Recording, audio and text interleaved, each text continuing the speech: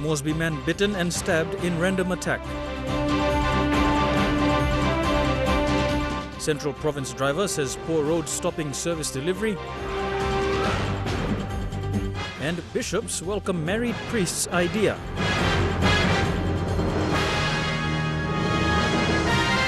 This is National EMTV News with Mary Bartolo. A very good evening. Thank you for joining us for Sunday's news. A Port Moresby man was robbed after he was slashed, stabbed and bitten on his way to Port Moresby General Hospital's dental clinic. Speaking to EMTV, Michael Douglas from Central Province says he lost a lot of blood but managed to stumble to Port Moresby General Hospital for treatment.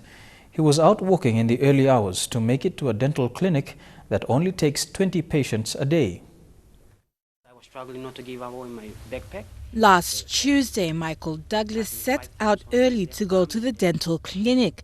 Instead, ended up in the emergency room. Michael Douglas says he left his home at 5 Mile around 4 a.m. and walked to Boroko along Angao Drive, only a 20-minute walk from Port Moresby Hospital, when a grey Toyota Camry stopped and 3 men approached him asking for his mobile phone. Douglas stopped by and then 5 boys were in it, and then 3 of them came out armed with bush knives. And they came out and they asked me for my phone, and I refused to give them my phone, and then they choked me. He was slashed, stabbed and bitten before the 3 men got away with his phone and backpack. They had to ask me to remove my backpack as well. But because I wasn't removing it, they had to force me and pull me here and there. As he was pulling it, and same time he was biting me. He bit my hand here, twice, here and here. But I couldn't let go of my bag. I was still holding on to my bag. The more I was holding on to my bag, the more they were choking me. While he has reported the crime to police, they have asked him to go collect eyewitness report instead. The police said to go back to the place where it happened, the incident happened, and then ask for information. But what's even more concerning is that he was walking on that morning to be one of the 20 patients the dental clinic only sees a day. For the past few weeks, I've tried, but I was after 20. I used to arrive, I was among 25, 26, and they couldn't allow me to get a treatment. That's why that morning I said to myself, I have to go there as early as possible. That's the whole reason why I ended up 4 a.m. in the morning along Angao Drive. Michael's attack is only one of many that are occurring in Port Moresby. Adelaide Sirox Kari National, EMTV News. A driver in the inlands of Rigo district of Central Province says poor road conditions are the reason for services not reaching the people. David Viali told EMTV News health and education have remained a challenge because of deteriorating road conditions. He says all the people want are better roads. David Viali is a PMV driver for over 10 years. He says Riwali communities have put up to the poor road conditions for the past 25 years. Valley says improving the road will create access for almost 5,000 people. Our road is quite hard, but in future we look forward for whoever is governing us, put good access. The current road condition is not bad at all, but when the rains do come around, the roads become unfriendly for the travelling public. Not just that, but it has been costly for those travelling to Port Moresby and back. Expense may go down because sometimes the patient pay high cost on the transport cost, because or sometimes even when the transport are not there, the patient die. Recently, Riwali people witnessed the opening of a sub-health center. Viali says the health center will definitely need an ambulance, especially with the area known for its high number of snake bite cases. Whoever is governing us, put good access, and we need ambulance to save the community. Other services in the area have remained the same or have ceased because of poor road conditions. And with the national elections around the corner, many want leaders to build or improve the current roads. Jack Lapave Jr., National EMTV News. 2 months into the school year, and a school in the Rigo district of Central Province is facing teacher shortages. The Galoma Rubu Primary School Board said their call for teachers have been neglected for years.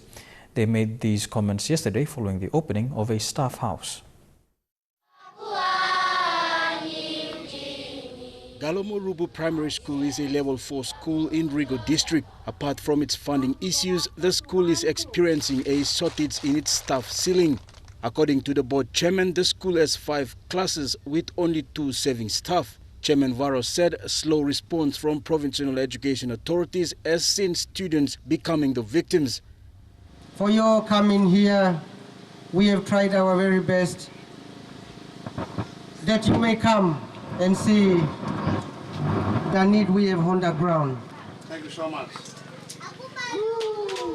Yesterday's event saw the opening of a teacher's house in an attempt to attract teachers to the school.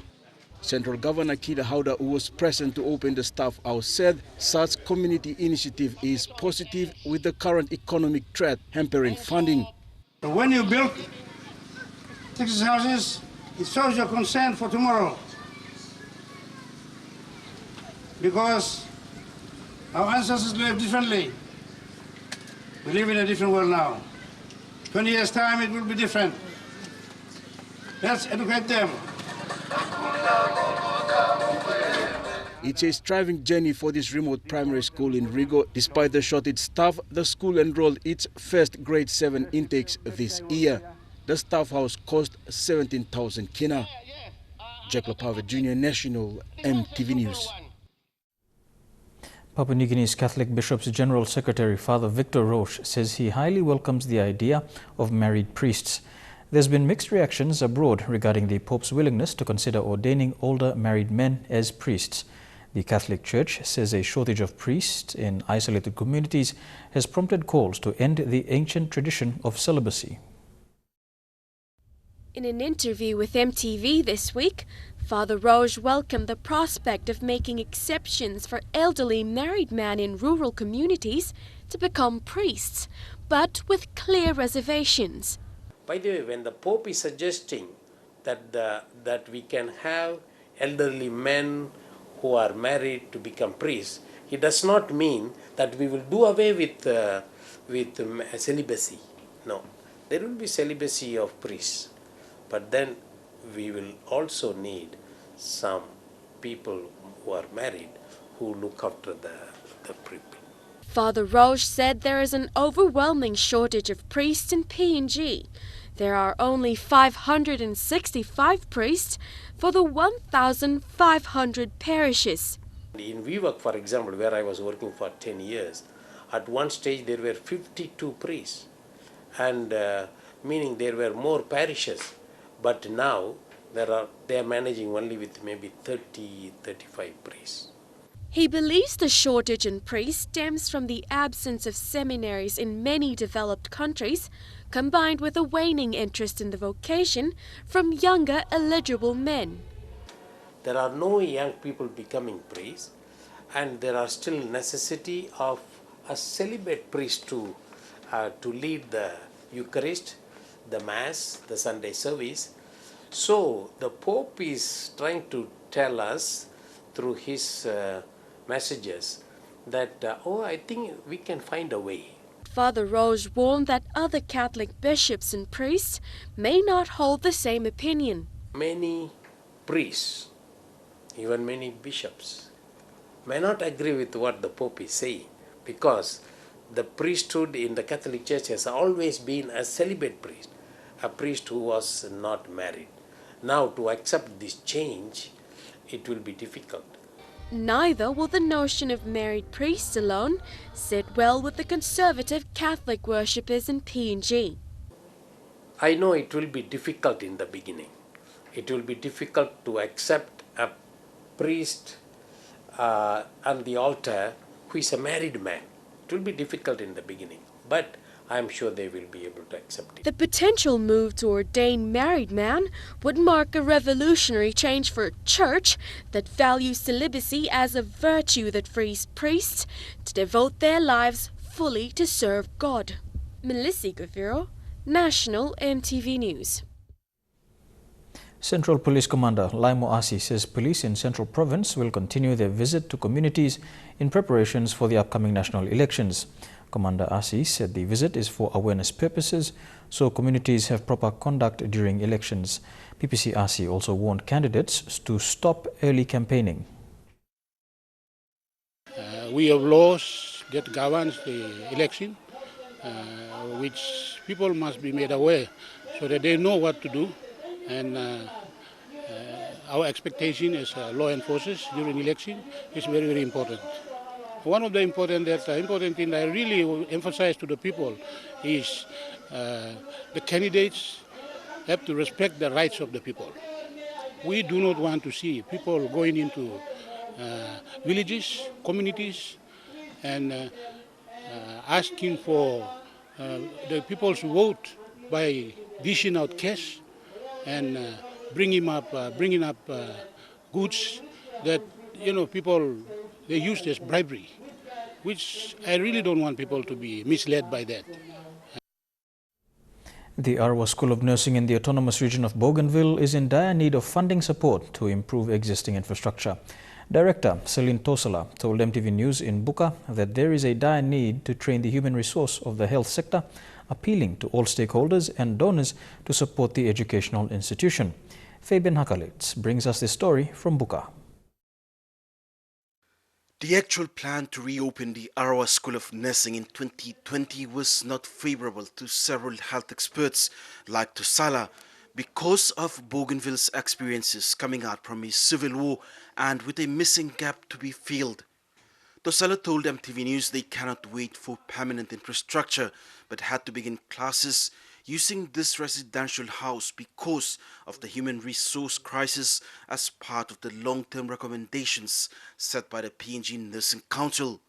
Therefore, people are challenging us that because you have started a school out of the box, you will have to struggle on your own. And physically, you can see that we are struggling on our own. But at the same time, I think this is one of the impact programs for the ABG government. And I feel that we are also preparing ourselves for the referendum. In 2016, the Arawa School of Nursing was accredited with a certificate of compliance by the National Health Department.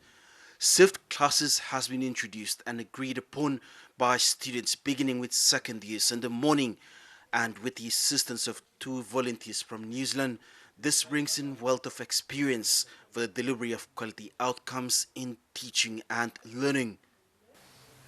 We will move forward. We can take challenges. This is a building block for us to move on. So we are going to run shift classes. Currently, I have 2 experts, volunteers working with me from New Zealand. They help me with a lot of ideas. Now, because of the critical shortage of the human resources in the health sector, Tosala says they cannot wait for 2020 to begin formal classes for the Arawa School of Nursing. And she has called on the national government, the autonomous Bougainville government, and aid donors to assist wherever possible to make this happen. In Buka, Fabian Hakritz, National EMTV News. You're watching National EMTV News. We'll have more stories after these messages.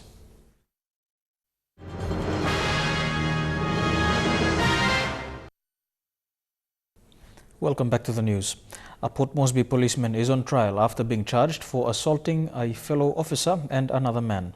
It is alleged that traffic officer Francis Awoy assaulted the men after a minor traffic incident in 2014. Eric Harupma with this report. The accused Francis Awoy was attached to the 4-mile traffic office in Port Moresby. The witnesses told the court that in 2014, the accused allegedly assaulted first complainant George Mulungu, who is also a traffic police officer, and second complainant Kupe Pereka following a traffic incident in the office car park. The court added the accused was reversing a vehicle that bumped Pereka's vehicle. After that, a melee erupted between the accused and both complainants, during which they were allegedly assaulted. The defendant lawyers sought to have the charges dismissed. However, the complainant lawyers objected that the accused have contradicted the Police Act by way of misconduct in office. The trial continues. Eric Orupma, National MTV News. A 56-year-old man has been sentenced by the Waigani National Court to 5 years imprisonment for killing 3 men in 2015.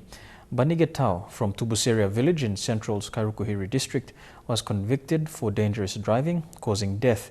The court heard that Tau was travelling at high speed when he smashed into a vehicle parked on the side of the Magi Highway, killing 3 men. Tau will be serving his jail term at the Bomana prison outside Port Moresby. The National AIDS Council announced 2015 to 2016 statistics have shown the Highlands region having the highest prevalence rate of HIV in the country. Head of the National AIDS Council Secretariat, Valentine Tango, said the epidemic is now concentrated in the Highlands area amongst key populations. He announced this in the recent HIV summit held in Port Moresby during the week. HIV prevalence 1% or more is recorded mainly in the 4 Highlands provinces. Engam 1.7%, Chiwaka 1.6%, Western Highlands 1.3%, Eastern Highlands 1%. Studies also indicate a high prevalence of HIV amongst female sex workers, which is 19%, male sex workers at 8.8%, and 23% among transgender males. The drawdown of national government powers to the autonomous Bougainville government continues. The national government's public service minister, Sir Puka Temu, will lead a high-power delegation to Buka tomorrow for the signing of the Memorandum of Understanding for most of the financial and administrative powers. The Personnel Management Department is facilitating the drawdown of powers, and Secretary John Kali told MTV News in Buka that this will give the Bougainville Public Service the necessary powers for the full implementation and attainment of autonomy. Mr. Kali says government departments and implementing agencies like the National Coordination Office of Bougainville Affairs must put their acts together to ensure that it is achievable. Buka Town Manager Edward Kenai says more awareness on Bougainville's quest for autonomy is important for this political journey come June 15, 2019. During a meeting with the Autonomous Bougainville Government Secretary for Referendum, James Tannis, Mr. Kenai highlighted the need for more awareness so that people can be prepared for the shift.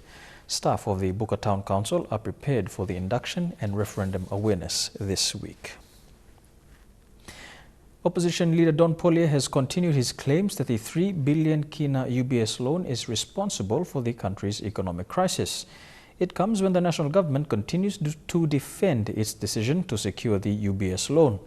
Pollier says the loan created the country's debt level of 30 billion kina against the gross domestic product of 46 billion kina. Eric Haurotma with reports. Opposition leader Don Pollier continues to claim that the country's future has been tied down under the UBS loan. Pollier highlighted this while launching a community association at Keltiga village in the Western Islands province recently. The 3 billion kina UBS loan borrowed was to buy 10.1% of shares in Oil Search. Pollier says the 3 billion kina loan will be a big challenge for the next government to address. However, Pollier says his alternate government will be focused on agriculture industry to save the economy and providing services like roads, water and electricity supplies to the people in the rural areas. Eric Arupma, National MTV News. You're watching National MTV News. We'll have some stories making headlines overseas when we come back.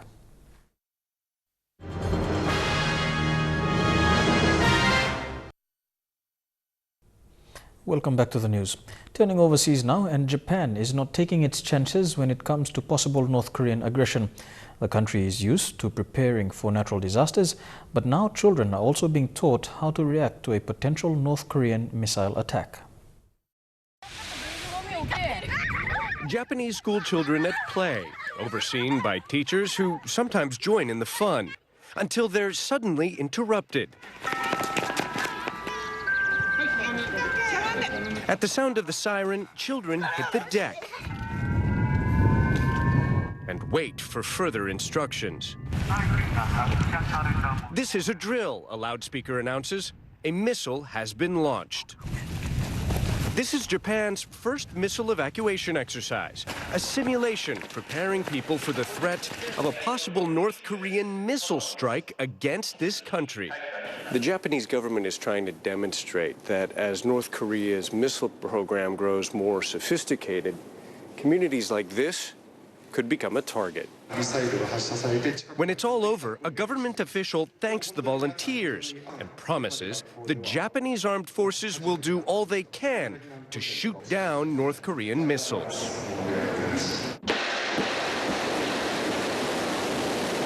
But earlier this month, neither Japan nor its U.S. and South Korean allies could stop North Korea from successfully firing at least 4 missiles in a single day.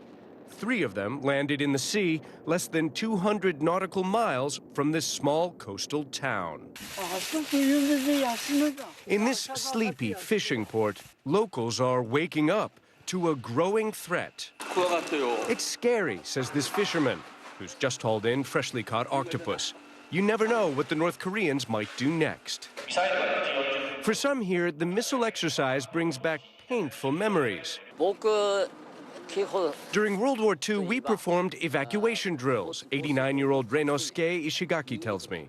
We put on gas masks and dug tunnels to hide in, and in the future, we might have to do that again.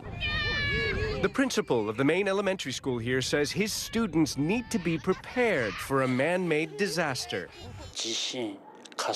Usually we perform drills for natural disasters, he says, but the potential threat from a missile is beyond imagination. In addition to its fresh air and seafood, this remote corner of Japan is famous for Namahage, a fairy tale monster that kept kids awake at night. But now there's a very real threat that may leave everyone here losing sleep. Chuck Berry, a founding father of rock and roll, has died at the age of 90. Police in the U.S. state of Missouri say Berry died Saturday afternoon at a home in St. Louis. Berry was set to release a new album for the first time in 35 years.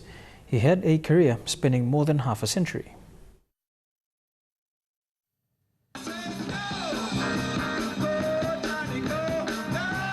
Chuck Berry was one of the pioneers of rock and roll. His powerful guitar licks fueled hit songs such as Johnny B. Good, Maybelline, and Roll Over Beethoven.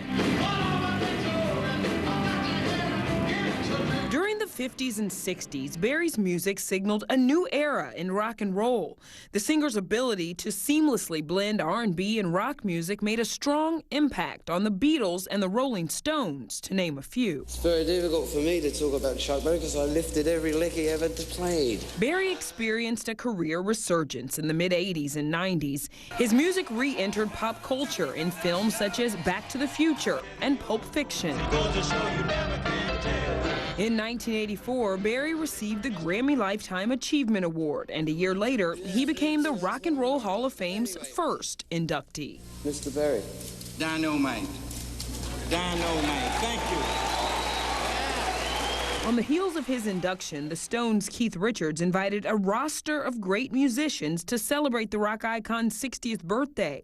Then in 1987, Berry was humbled to receive a star on the Hollywood Walk of Fame. I cannot describe.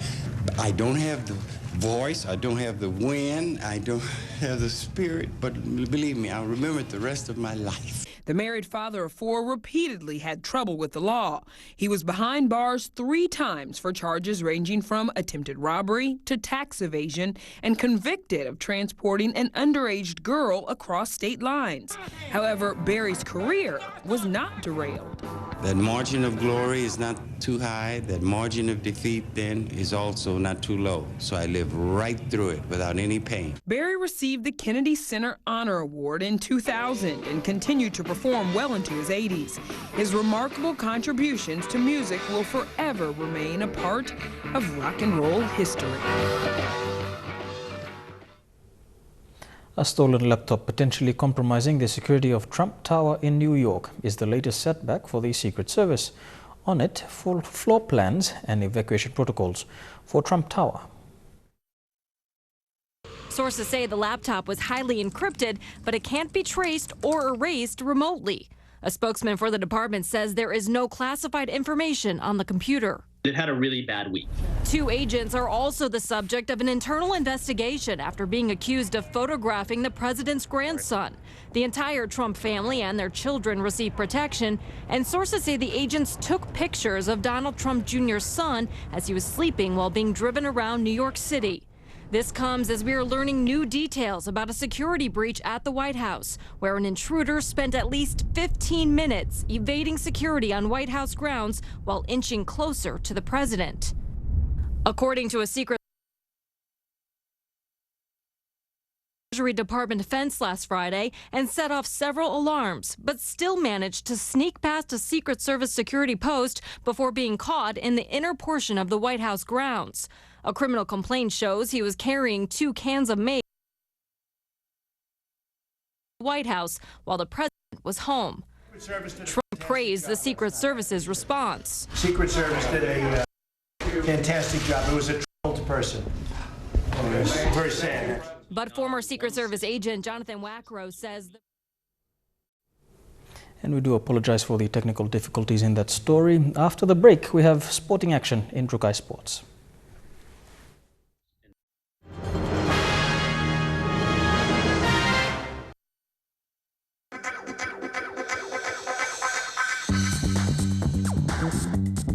Trukai Sports.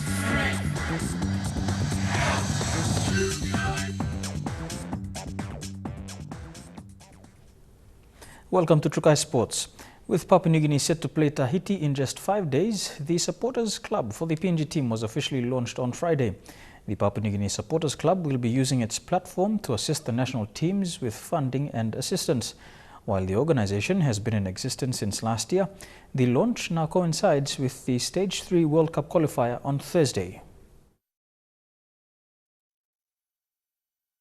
Chairman of the PNG Football Supporters Club, Dr. Mia Komalong, says without the backing of various corporate sponsors, the ranging PNG teams from the youth sides straight through to the senior men's and women's squads desperately needed assistance in their campaigns. Currently, the focus with the organization is the PNG men's senior national team. The main focus, as I say, is on the national team. Any fundraising that we raise goes directly towards funding the national team in its preparation, and more so for the welfare of the players. As well as player welfare, Komalong has also been concerned about how players can be compensated. Our players are mature players. They make huge sacrifices. PNGFA pays for all the logistics, whatever, but the national players sacrifice their time, their employment, their families to play for the nation. And the camps takes sometimes 4 months or 4 weeks to 6 weeks in camp to then continue on to the games. Alongside the Supporters Club, the 12th Man Fan Club have been brought into the fold. It sort of came out of the woodwork. And what we realized was that the community started growing, and by the end of the games, we had fans groups that started painting themselves, bringing drums to the games. And if you go to any football game around the world, you have fans groups that have songs for the teams. And I believe prior to the 2015 games, we never really had that. Vice President of the PNG Football Association, John Wesley Gonjoan, is hoping to see a capacity crowd at the Sejongai Stadium. He says he recognizes the value of having supporters on board and also acknowledged the 12th man group. We're hoping for the same number to turn out. Football, as we witnessed in the World Cup qualifier, the Nations Cup and the FIFA World Cup Under-20 Women's World Cup, people came in numbers. And basically it was the help of the 12 men that led the crowd to come and support football. And we're hoping that we can be able to get the same number, despite having the tournament on a Thursday afternoon. The match between PNG and Tahiti will be held on Thursday at 5 p.m. at the Sejongai Stadium. Jeremy Mogi, National TV Sports. For those interested in joining the 12-man supporters group, they will be situated behind the goalposts at this coming Thursday's match between PNG and Tahiti. Tickets are being sold at the Eurosport shop at Vision City, Port Moresby for prices ranging from 10 kina to 30 kina. The match will be live streamed on MTV's website from 4:50 p.m. Thursday afternoon. The Port Moresby Soccer Association has continued with its pre-season final series. In the women's division, a determined Guria took a 1-0 lead just before half-time against a physical Munkas outfit. Over in the men's division, the effervescent Cosmos fought back from 2-0 down to qualify for next week's quarters 3-2. While the new club FC Genesis took to the part with 3 former national team players raring to go. The competition finals continue next week. And we'll have more of True Guy Sports after these messages. Don't go away.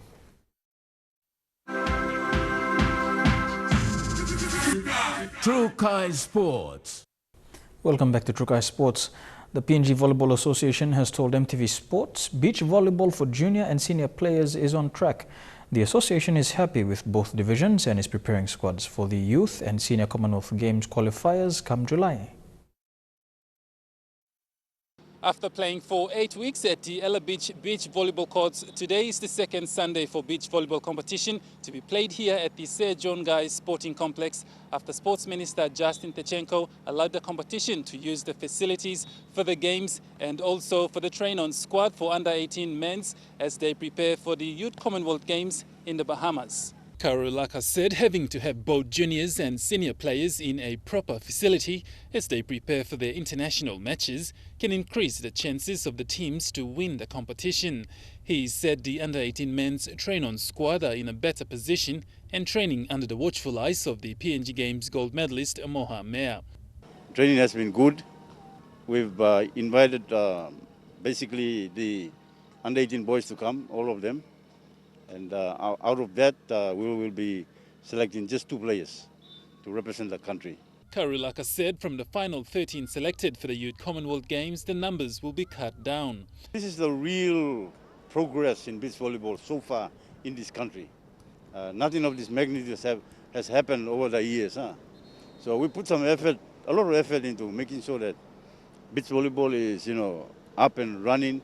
Coach for the under-18 men's train-on squad, Mohamed, said the players have improved immensely after 2 months of hard training and is happy with their performance. From the training sessions and then in their games today, I've seen that 2 weeks have paid off. Most of them, their skills have improved a lot. Their games have been improved. The way they approach, their approach has been changed. The way they take the court, the way they approach the ball, and then the communication between the players, everything has changed. So I would say that training session is paid off, so encouragement is keep on coming for training here. Today's competition was round 7 for both under-15 boys and girls and under-18 in the season proper, with seniors still in their trial rounds. Godwin Eki, National MTV Sports. The final round of competition in the Port Moresby Corporate Touch competition ended today. Match coordinator Jerry Boggs said the competition is not about winning, but also to encourage healthy living and teamwork. Port Moresby's Corporate Touch competition saw 24 corporate teams in their colours compete while enjoying the final round of the pre-season competition. Match coordinator Jerry Boggs said after seeing great interest in teams from corporate companies, the proper season is expected to have more teams. Last year we have 24 teams, like clubs, and just this year we have 20 plus teams who just joined in, and we are hoping to have a big challenge this year with our management and also our clubs. Jerry said scores from today's matches are not counted, but the aim behind a pre-season game is basically about team bonding and players getting to know each other ahead of the proper season next weekend. It is last pre-season and we're starting off proper season next Sunday. So right now at the moment we're not taking any scores, so we're not strict with the players. They can move around and play with the other team, but when proper season comes, we start off with everyone playing in their rightful clubs. The matches were played in Open Men's and Women's Division, Mixed and Masters Division respectively. Jerry said teams to look out for in the proper season are defending champions from last year, Moniplas and Parapella. Touch is a family sport. You can have the rest of your family to take part. Mama, your dad, children can take part and also, keep fit and for a healthy lifestyle and keep away from the, street, whatever thing that is going on. The proper season is expected to round off around September or November, depending on time. Godwin Eki, National, EMTV Sports. To tennis overseas, Australian Open champion Roger Federer continued his sizzling form to beat American Jack Sock 6-1, 7-6 to reach the BNP Paribas Open final. Federer, playing some of the best tennis of his career at age 35, needed only 21 minutes to take the first set before winning a second set tiebreak to set up an all-Swiss final in the Californian desert. Federer, the 9th seed, will face countryman and 3rd seed Stan Wawrinka for the title. Wawrinka earned his first Indian Wells final with a 6-3, 6-2 semi-final demolition of Pablo Carreno Busta of Spain. And that's all we have for Trukai Sports today. Up next, your weather details for the next 24 hours. Trukai Sports.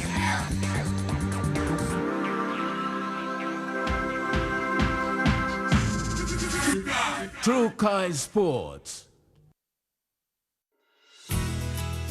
The weather details are proudly brought to you by Dulux Weather Shield. Worth doing with Dulux.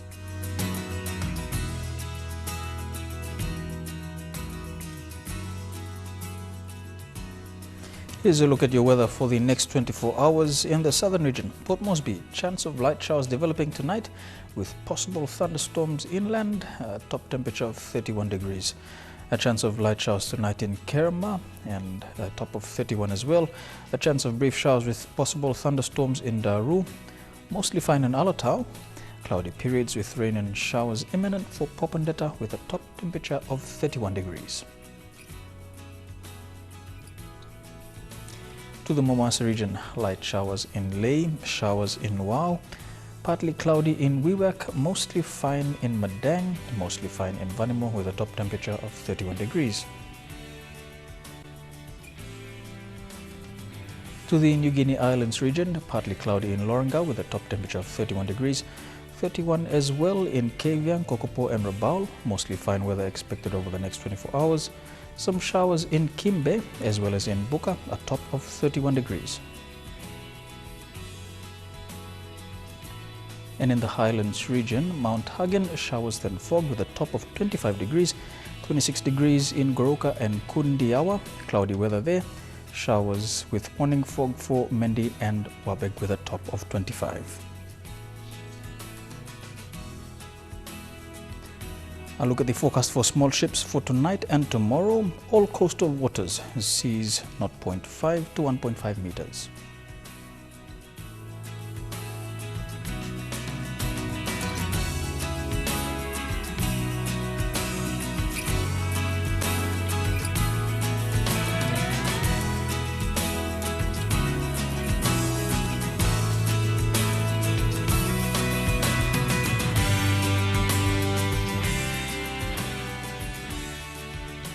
And a look at the ocean forecast for PNG areas. Coral Sea, sea slight with southeast to southwesterly winds at 10 to 15 knots.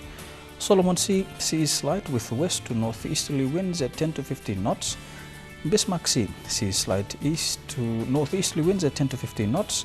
And the Pacific Ocean, sea slight with northeast to northwesterly winds at 10 to 15 knots.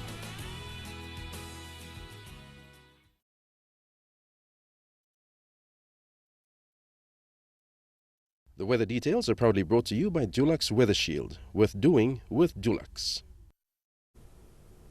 Before we go, we take a look at an earlier story. A stolen laptop potentially compromising the security of Trump Tower in New York is the latest setback for the Secret Service. On it, floor plans and evacuation protocol for Trump Tower. Sources say the laptop was highly encrypted, but it can't be traced or erased remotely. A spokesman for the department says there is no classified information on the computer. They've had a really bad week. 2 agents are also the subject of an internal investigation after being accused of photographing the president's grandson. The entire Trump family and their children received protection, and sources say the agents took pictures of Donald Trump Jr.'s son as he was sleeping while being driven around New York City.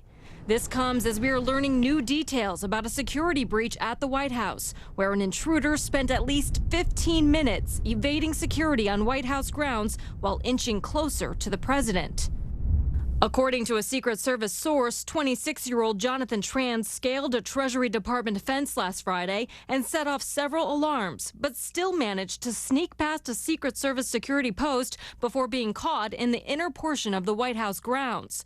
A criminal complaint shows he was carrying 2 cans of mace and was walking close to the exterior wall of the White House while the president was home. Trump praised the Secret Service's response. Secret Service did a fantastic job. It was a troubled person. It was very sad. But former Secret Service agent Jonathan Wackrow says the breach is disturbing. He was able to beat the physical security measures at the White House, the technological security measures, and the human capital, the uniformed guards, and that's very alarming. Now, a House Oversight Committee wants the breach investigated, writing, quote, "If true, these allegations raise questions about whether the agency's security protocols are adequate." All of these things are embarrassments to the Secret Service. And compounding that problem is that there's no director of the Secret Service right now. Joe Clancy has retired, and there's no acting director. So really the onus is on DHS. Now, before we go, a quick recap of our main stories tonight. Port Moresby man bitten and stabbed in random attack. Central Province driver says poor roads stopping service delivery. And Catholic bishops open to call for married priests. And that's the way it is in the news, sports and weather for today, Sunday, March 19th, 2017. On behalf of the EMTV News team, have a productive working week. Good night.